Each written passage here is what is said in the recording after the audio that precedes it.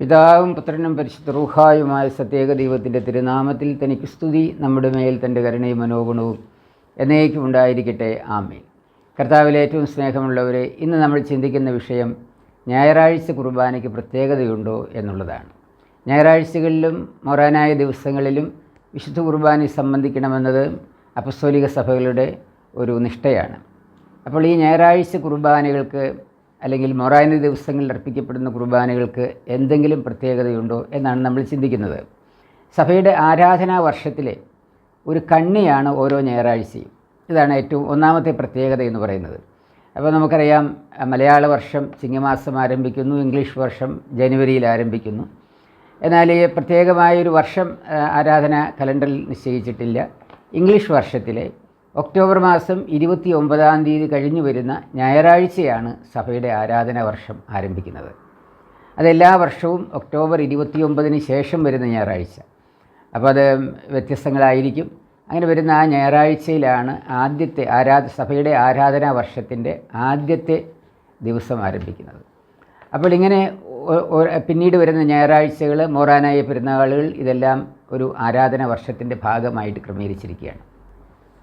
അപ്പോൾ ഇതിൻ്റെ പ്രത്യേകത, ഒരു ആത്മീയ നോവൽ വികാസം പ്രാപിക്കുന്നത് പോലെ ഒക്ടോബർ 29 മുതൽ സഭയുടെ പ്രതിഷ്ഠ, അതിൻ്റെ ശുദ്ധീകരണം, അതിനുശേഷം യേശുവിൻ്റെ ജനനം, അങ്ങനെ യേശുവിൻ്റെ രക്ഷാകര കർമ്മത്തിലെ ഓരോ പ്രവൃത്തികളും സഭയുടെ ഓരോ ഞായറാഴ്ചകളിലായിട്ടും മൊറാനായ പെരുന്നാളുകളിലായിട്ടും ക്രമീകരിച്ചിരിക്കുകയാണ്.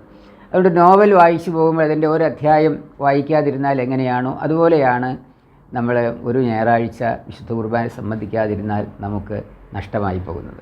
അപ്പോൾ ഒരു വിശുദ്ധ കുർബാന, ഞായറാഴ്ചയിലെ വിശുദ്ധ കുർബാനയിൽ വായിക്കപ്പെടേണ്ട തിരുവചനങ്ങൾ, പ്രസംഗിക്കപ്പെടേണ്ട ഭാഗങ്ങൾ, ഇതെല്ലാം സഭ പ്രത്യേകമായിട്ട് ക്രമീകരിച്ചിട്ടുണ്ട്. അപ്പോൾ ആ ഒരു ആത്മീയ നോവൽ വികസിക്കുന്നത് പോലെ ഓരോ ഞായറാഴ്ചകളിലും ക്രമമായിട്ടാണത് ചിട്ടപ്പെടുത്തിയിട്ടുള്ളത്. നമുക്കൊരു ഉദാഹരണം എടുക്കാം. പുതുഞായറാഴ്ച എന്ന് പറയുന്ന ഈസ്റ്ററിന് ശേഷം വരുന്ന ഞായറാഴ്ചയിലെ വേദഭാഗങ്ങൾ, സാധാരണഗതിയിൽ 3 എവങ്കേലിയൻ വായനകളുണ്ടാകും: സന്ധ്യയുടെ, പ്രഭാതത്തിൻ്റെ, വിശുദ്ധ കുർബാനയുടെ. ഈ പുതുഞായറാഴ്ചയിൽ ഈ 3 ഒരേ ഭാഗങ്ങൾ തന്നെയാണ് പറഞ്ഞത്. സന്ധ്യയുടെ എവങ്കേലിയനും പ്രഭാതത്തിൻ്റെ എവങ്കേലിയനും വിശുദ്ധ കുർബാനയുടെ എവങ്കേലിയനും ഒന്ന് തന്നെയാണ്. അത് ശുദ്ധമുള്ള യോഹന്നാന്റെ സുവിശേഷം 20-ാം അധ്യായം 19 മുതൽ 31 വരെയുള്ള വാക്യങ്ങളാണ്. അവിടെ യേശുക്രിസ്തുവിൻ്റെ ഒന്നാമത്തെ പ്രത്യക്ഷീകരണത്തെക്കുറിച്ച് പറഞ്ഞിരിക്കുന്നു. കർത്താവിൻ്റെ രക്ഷിതാവുമായ യേശുക്രിസ്തു ശിഷ്യന്മാർ കതകടച്ചിരുന്ന് പ്രാർത്ഥിക്കുമ്പോൾ അവരുടെ മധ്യേ എഴുന്നള്ളി വന്ന് നിങ്ങൾക്ക് സമാധാനം എന്ന് പറയുകയും അവരുടെ മേൽ നിശ്വസിച്ചുകൊണ്ട് പരിശുദ്ധാത്മാവിനെ സ്വീകരിക്കുമെന്ന് പറഞ്ഞ് അവർക്ക് പരിശുദ്ധാത്മാവിനെ കൊടുത്തു. നിങ്ങൾ ആരുടെ പാപങ്ങൾ മോചിക്കുന്നുവോ അത് മോചിച്ചിരിക്കും, നിങ്ങൾ ആരുടെ പാപങ്ങൾ നിർത്തുന്നുവോ അത് നിർത്തിയിരിക്കും എന്നും അവരോട് വാക്കുകൊടുക്കുന്ന രംഗമാണ്. ആ സമയത്ത് തോമാസ് ലീഹ അവിടെ ഉണ്ടായിരുന്നില്ല. പിന്നീട് തോമാസ് ലീഹ വരുമ്പോൾ തോമാസ് ലീഹ പറയുന്നുണ്ട്, അവൻ്റെ ആണിപ്പാടുള്ള കരങ്ങളിലും വിലാപ്പുറത്ത് ഞാൻ സ്പർശിക്കാതെ ഞാൻ വിശ്വസിക്കുകയില്ലെന്ന് പറയുമ്പോൾ 8 ദിവസങ്ങൾക്ക് ശേഷം വീണ്ടും കർത്താവ് തോമാസ് ലീഹായ്ക്ക് പ്രത്യക്ഷപ്പെടുന്നുണ്ട്. തോമാസ് ലീഹ കൂടി ഉണ്ടായിരുന്ന ശിഷ്യ സമൂഹത്തിൻ്റെ പ്രത്യക്ഷപ്പെട്ട് തോമാസ് ലീഹായുടെ വിശ്വാസത്തെ അത് പൂർത്തീകരിച്ചു കൊടുക്കുന്നുണ്ട്. അപ്പോൾ ഈ വേദഭാഗമാണ് അന്ന് പ്രസംഗിക്കപ്പെടുന്നത്, അന്ന് വായിക്കപ്പെടുന്ന എവങ്കേലിയൻ. അതുപോലെ പഴയ നിയമത്തിൽ നിന്നും വായനകളുണ്ട്. പഴയ നിയമത്തിലെ വായന ഒന്ന് രാജാക്കന്മാർ 18-ാം അധ്യായം 36 മുതൽ 40 വരെയുള്ള വാക്യങ്ങളാണ്. അവിടെ ഏലിയ പ്രവാചകൻ ബലിപീഠത്തിൽ അഗ്നി ഇറക്കുന്ന രംഗമാണ്. അതുപോലെ ഉൽപ്പത്തി പുസ്തകം 41-ാം അധ്യായം 41 മുതൽ 46 വരെയുള്ള വാക്യങ്ങൾ പൂർവ്വ യോസേഫിനെ തൻ്റെ കഷ്ടതകളും പീഡാനുഭവങ്ങളും ഒക്കെ കഴിഞ്ഞ് ഫറവോ രാജ്യത്തിൻ്റെ 2ാമത്തെ അധികാരിയായി യോസഫിനെ നിയമിക്കുകയും അവനെ തൻ്റെ 2ാമത്തെ രഥത്തിൽ എഴുന്നള്ളിച്ചു കൊണ്ടുവരികയും ചെയ്യുന്ന വേദഭാഗമാണ്. അപ്പോൾ ഇത് എവങ്കേലിയൻ വായിച്ച കർത്താവിൻ്റെ പുനരുത്ഥാനവുമായിട്ട് കണക്ട് ചെയ്തു വരുന്ന വേദഭാഗങ്ങളാണ്.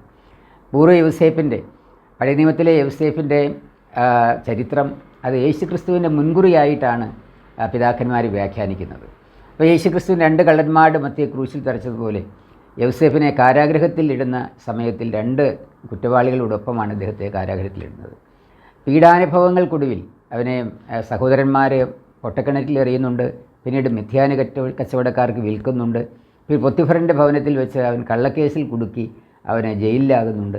അപ്പോൾ ഇതെല്ലാം കഴിഞ്ഞ് ജ്ഞാനത്തിൻ്റെ വരം ലഭിച്ച ജോസഫിന് പിന്നീട് ഈജിപ്തിൻ്റെ അധികാരിയായിട്ട്, ഫറവോൻ്റെ 2ാമത്തെ അധികാരിയായിട്ട് അവൻ നിയമിക്കപ്പെടുകയാണ്. അപ്പോൾ കർത്താവിൻ്റെ ഉയർപ്പിനോട് ബന്ധപ്പെട്ട് ഈ വേദഭാഗം ധ്യാനിക്കാനായിട്ട് പിതാക്കന്മാർ ക്രമീകരിച്ചിരിക്കുന്നു. അതുപോലെ 1 രാജാക്കന്മാരുടെ പുസ്തകത്തിൽ 18-ാം അധ്യായത്തിൽ ഏലിയ പ്രവാചകൻ അഗ്നി ഇറക്കി ബലിപീഠം വിശുദ്ധീകരിക്കുന്ന രംഗം. ബാലിൻ്റെ പ്രവാചകന്മാർ അലറി വിളിച്ച് പ്രാർത്ഥിച്ചിട്ടും ആ ബലിപീഠത്തിൽ അഗ്നി ഇറങ്ങിയില്ല. ഇതും യേശുവിൻ്റെ ഉയർപ്പുമായി ബന്ധപ്പെട്ട് ഈ ഏലിയായുടെ ഈ വിജയം അവിടെ നമ്മൾ വായിച്ച് കേൾക്കുകയാണ്.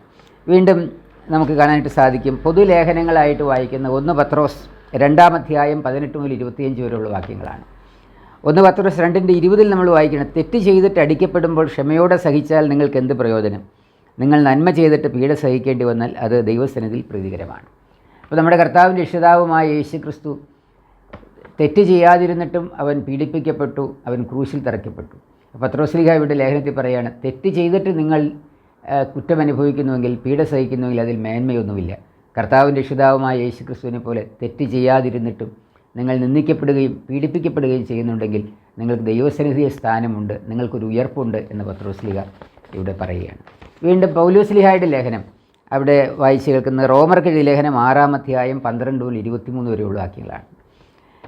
റോമർ 6:12 നമ്മൾ വായിക്കുന്നുണ്ട്, അതുകൊണ്ട് ജഡമോഹങ്ങൾ നിങ്ങളെ കീഴ്പ്പെടുത്താൻ തക്ക വിധം പാപം നിങ്ങളുടെ മർത്തി ശരീരത്തിൽ ഭരണം നടത്താതിരിക്കട്ടെ.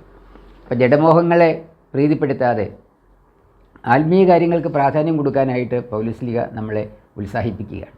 ജഡമോഹങ്ങൾ നമ്മുടെ ശരീരത്തെ കീഴ്പ്പെടുത്താതിരിക്കട്ടെ, ആത്മീയമായ ജീവിതത്തിലേക്ക് നമ്മളെ ക്ഷണിക്കുകയാണ്. ജഡത്തിൻ്റെ താല്പര്യങ്ങൾക്കനുസരിച്ചാണ് നമ്മൾ ജീവിക്കുന്നതെങ്കിൽ നമുക്ക് ഉത്ഥാനത്തിൻ്റെ ഫലം അനുഭവിക്കാനായിട്ട് സാധിക്കുകയില്ല. ഉദ്ധിതനായ കർത്താവ് അവൻ്റെ തിരുശരീരക്തങ്ങളാണ് വിശുദ്ധ കുർബാനയിലൂടെ നമുക്ക് ലഭിക്കുന്നത്. അത് അനുഭവിക്കാനായിട്ട് ജഡിക താല്പര്യങ്ങൾക്ക് അടിമപ്പെട്ട് ജീവിച്ചാൽ നമുക്ക് സാധിക്കുകയില്ല എന്ന വേദഭാഗം ഓർമ്മപ്പെടുത്തുകയാണ്.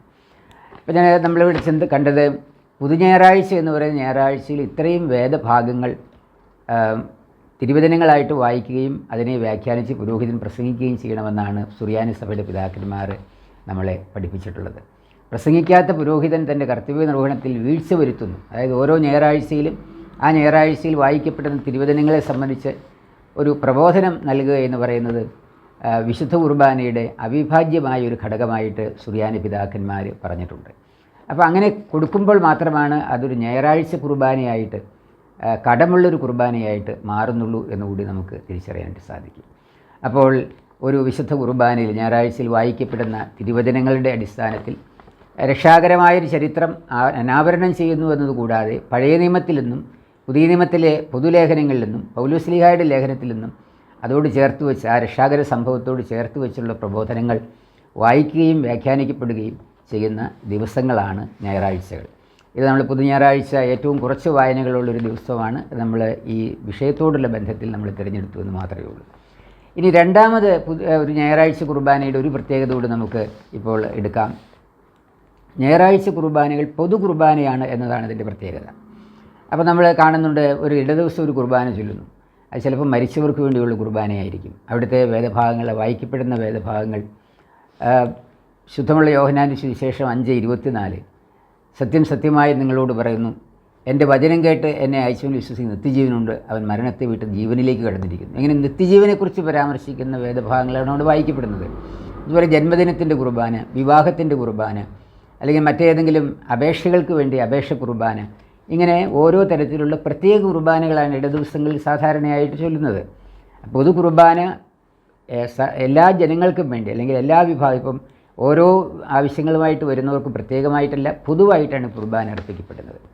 മൂന്നാമത്തെ പ്രത്യേകത, ഈ ഞായറാഴ്ചകളിൽ അർപ്പിക്കപ്പെടുന്ന കുർബാനകൾ ഒരു പ്രോക്സി സ്വഭാവമുള്ളതാണെന്നാണ്. എന്ന് പറഞ്ഞാൽ വിശുദ്ധ കുർബാന ഇടാൻ കഴിയാത്തവരെ കൂടി ഉൾക്കൊള്ളുന്നതാണ്. അത് ക്രിസ്തുവിന് ശേഷവും അതിനു മുമ്പുമുള്ള മുഴുവൻ ജനപദങ്ങളെയും ഉൾക്കൊള്ളുന്ന ഒരു കുർബാനയാണ്.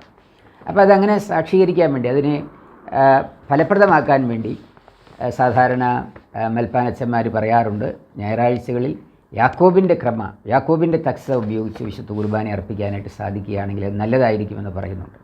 അതിൻ്റെ കാരണം യാക്കോബിൻ്റെ തക്സ പൂർണ്ണമായും പ്രോക്സി സ്വഭാവമുള്ളൊരു ഒരു തക്സയാണ്. അതിൽ 1-2 പ്രത്യേകതകളൂടെ നമുക്ക് ചിന്തിക്കാം. ഈ കുർബാനയിൽ സംബന്ധിക്കുന്നവരും ഇരിക്കുന്നവരുമായിട്ടുള്ളവരെ ഉൾക്കൊള്ളുന്ന പ്രാർത്ഥന ആ തക്സായിലുണ്ട്. അതുപോലെ മറ്റൊന്ന്, ഭൂതോച്ചാടന പ്രാർത്ഥനകൾ കൂടുതൽ ഉൾക്കൊണ്ടിട്ടുള്ളത് യാക്കോബിൻ്റെ തക്സായിലാണ്. വീണ്ടും ഒരു പ്രത്യേകത, ഇതാ മാലാഖമാരുടെ 9 വൃന്ദം മാലാഖമാരുടെ പേരെടുത്ത് ആഘോഷിക്കുന്ന പ്രാർത്ഥന യാക്കോബിൻ്റെ തക്സയിലാണുള്ളത്. അപ്പോൾ ഭൂതോച്ചാടനത്തിൻ്റെ പ്രാർത്ഥനയുണ്ട്, മാലാഖമാരുടെയും വിശുദ്ധന്മാരുടെയും സാന്നിധ്യം പ്രത്യേകമായിട്ട് തേടുന്ന പ്രാർത്ഥനയുണ്ട്.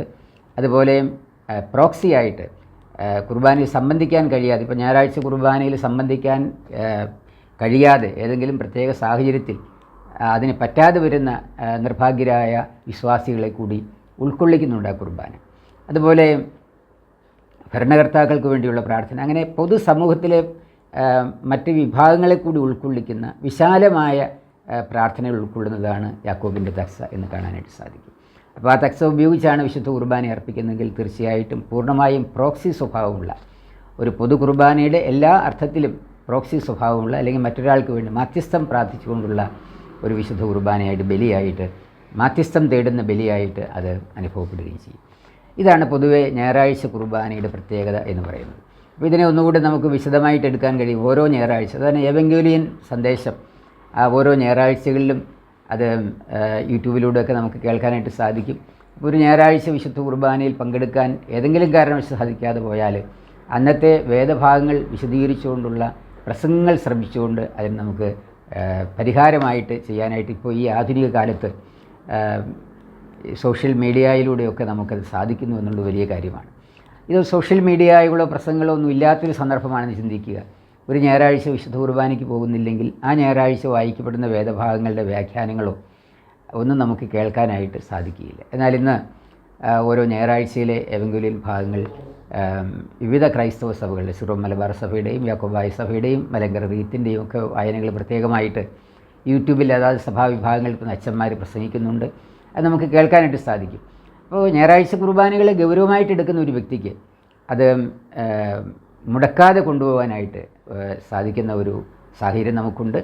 യൂട്യൂബിലൂടെ സോഷ്യൽ മീഡിയയിലൂടെയൊക്കെ ആ സൗകര്യങ്ങൾ ഉപയോഗപ്പെടുത്താനായിട്ട് നമുക്ക് സാധിക്കട്ടെ എന്ന് പ്രത്യേകമായിട്ട് പ്രാർത്ഥിച്ചുകൊണ്ട് ഇന്നത്തെ ചിന്തകൾ നമുക്ക് അവസാനിപ്പിക്കാം. പിതാവിൻ്റെയും പുത്രൻ്റെയും പരിശുദ്ധ റൂഹായുടെയും നാമത്തിൽ തന്നെ ആമേൻ.